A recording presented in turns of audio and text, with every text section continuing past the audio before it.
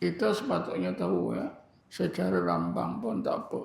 Apa-apa dosa besar, apa-apa dosa kecil. Di dalam sebuah hadis Nabi ada disebutkan 7 dosa besar. Pertama, syirik.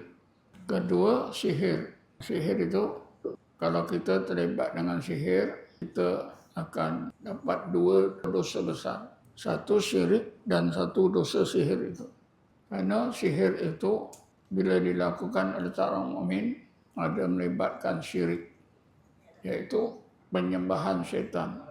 Karena sihir itu adalah ilmu dan amalan syaitan. Jadi apabila kita terlibat dengan sihir, dosa sihir ada, dosa syirik ada. Seorang ahli hadis ya, yang terkenal Ibnu Hajar Al-Haytami, dia ada mendefinisikan makna sihir. Kata beliau, as-sihru ma khasala bi mu'awanati syayatini bi darbin minat taqarrubi ilaihim.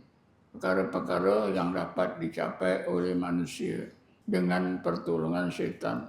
Sesudah manusia yang ditolong oleh syaitan itu melakukan sesuatu yang dianggap takarrub, menyembah syaitan. Jadi amalan dan ilmu sihir itu adalah amalan syaitan. Apa yang berlaku melalui sihir ada melibatkan pertolongan syaitan. Tak salah saya dalam ayat 102 surah Baqarah. Bismillahirrahmanirrahim. Wattaba'u ma tatlus syayatinu ala mulki Sulaiman.